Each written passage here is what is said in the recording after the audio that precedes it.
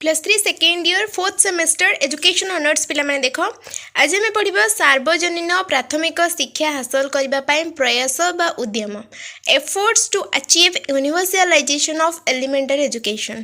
तेणु प्राथमिक शिक्षा को सार्वजनीन करने क्षेत्र में कौन सब एफर्ट्स करने को पड़ी ताकू अचीव करने कौन सब एफर्ट्स करने पड़ी से विषय में आज क्लास डिस्कशन करवा। तो प्राथमिक शिक्षा को सार्वजनीन करने क्षेत्र में आमर प्रयास प्रथम रही कलापट्टा अभियान ऑपरेशन ब्लैकबोर्ड 1986 नूतन जातीय शिक्षा नीति रे प्राथमिक शिक्षा रे परिमाणात्मक और गुणात्मक विकास पर गुरुत्व आरोप कराइथिला। सेथिमध्यरु कलापट्टा अभियान 1988 मसीह केंद्र सरकार द्वारा ओडिशा रे आत्मप्रकाश कला।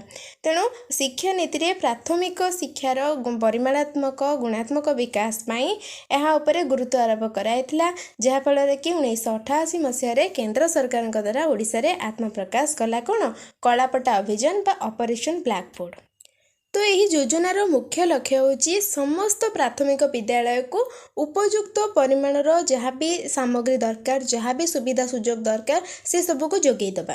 तेणु 2टी श्रेणीगृह खेल पड़िया ठीक भाव में खेल पड़िया अच्छी कि ना से दिगरे जोगई दबा। तापर खेल सरंजाम शिक्षण सामग्री जी परिमाण रहा दरकार गोटे प्राथमिक विद्यालय से अवेलेबल अच्छी कि ना जदि ना ता दिगरे काम करवा।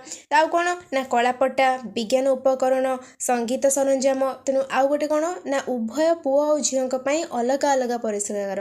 तो ये सब जो जिनस सब जोगई दबा होची एई कलापट्टा अभियान मूल लक्ष्य थिला।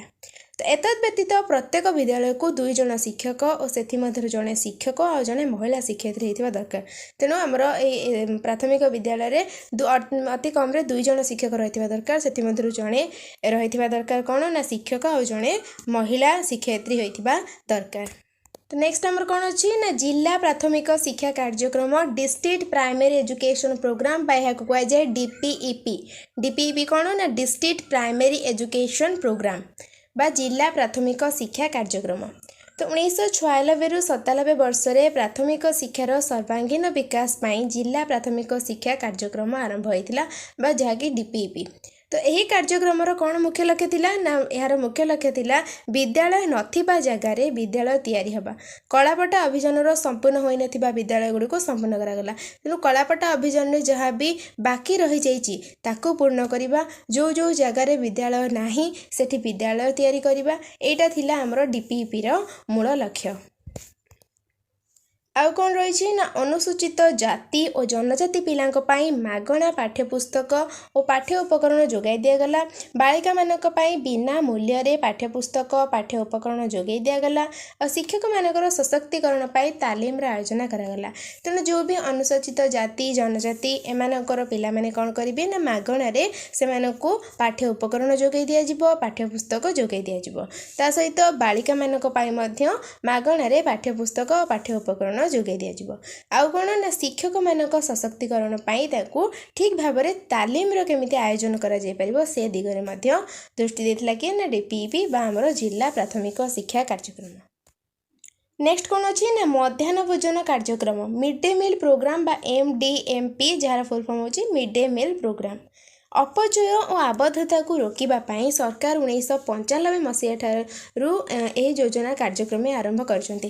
तेणु ये योजना कार्यक्रम कहीं कराइला ना अपचय और आबद्धता को रोकवा पाई। तेणु जो पिला भी अधा पाठ छाड़ी स्कूल आउ जाऊना माने अधारू पाठ छाड़ी दौरान विद्यालय जाऊना से ये जो सुविधाटी आउ जो माने गोटे श्रेणी रे बारंबार रोचंती ठीक अच्छे गोटे श्रेणी रे बारंबार फेल होती से भी जदि रेगुलर स्कूल जीवे तांको मिड डे मिल दिया जिवो, रेगुलर जदि स्कूल गले ताले से माने भलरे पाठ पढ़िबे जहाँफल कि आमर अपचय और आबद्धता दीटा जाक को रोका जाई पारिबो। तेणु ये कहूँ जे अपचय और आबद्धता को रोकवाई सरकार 1995 मसीहा मध्याह्न भोजन कार्यक्रम आरंभ करछंती।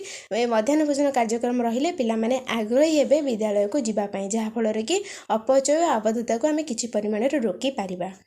तेणु प्राथमिक विद्यालय रे शिक्षा समाप्त पर्यंत सबु पिला जेपरि विद्यालय रे रहिबे विद्यालय को नियमित आसिबे एही कार्यर मूल उद्देश्य थिला। तेणु ए मिड डे मील प्रोग्राम रो मूल उद्देश्य बा लक्ष्य कौन थिला ना प्राथमिक विद्यालय रे शिक्षा सरिबा पर्यंत सबु पिला जेमिति रेगुलरली स्कूल को आसंतु। ठीक अछि जेमिति अधारु केही पाठ छाड़ी कि न जांतु रेगुलरली समस्त जेमिति स्कूल को आसीबे सेथि पई एही मिड डे मील प्रोग्राम टा करा जायथिला। परिसंख्यान जना जाइछि जे ଏହା द्वारा विद्यालय रे छात्र छात्री उपस्थान वृद्धि पाइछि। तेणु पर आम जदि देखा जे परिसंख्यान कौन जना पड़ी जे यही प्रोग्राम हेबा पर ठारू विद्यालय रे छात्र छात्री मानकर आसीबाटा कौन है ना वृद्धि पाई छात्र छात्री मैंने उपस्थान वृद्धि पाई से रेगुलर बेसिस रे स्कूल आसंती। नेक्स्ट कौन अच्छी ना अंतर्निवेश बा इंक्लूसिव एजुकेशन स्वतंत्र शिक्षागत आवश्यकता थिबा पिलामानकु साधारण शिक्षा स्रोत रे सामिल करिबा पई अंतर्निवेश शिक्षा नाम रे एक प्रकल्प कार्य करूची। तो यार लक्ष्य कौन ए शिक्षार लक्ष्य कौन ना ही प्रकल्प अनुसार विकलांग पिला दरिद्र परिवार पिला संख्यालघु संप्रदायर पिला और भाषागत समस्या थिबा पिलामानकु विद्यालय रे नाम लिखाई शिक्षार सुजोग सृष्टि करिबा ए शिक्षार लक्ष्य।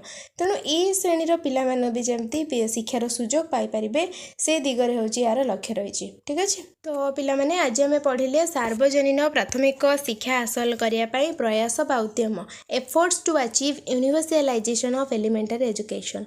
तो मैं भावुची कहार किसी भी डाउट नथिबो तथापि जदि कहार किसी भी डाउट अच्छी मत कमेंट सेक्शन में कमेंट करिवो। ओके।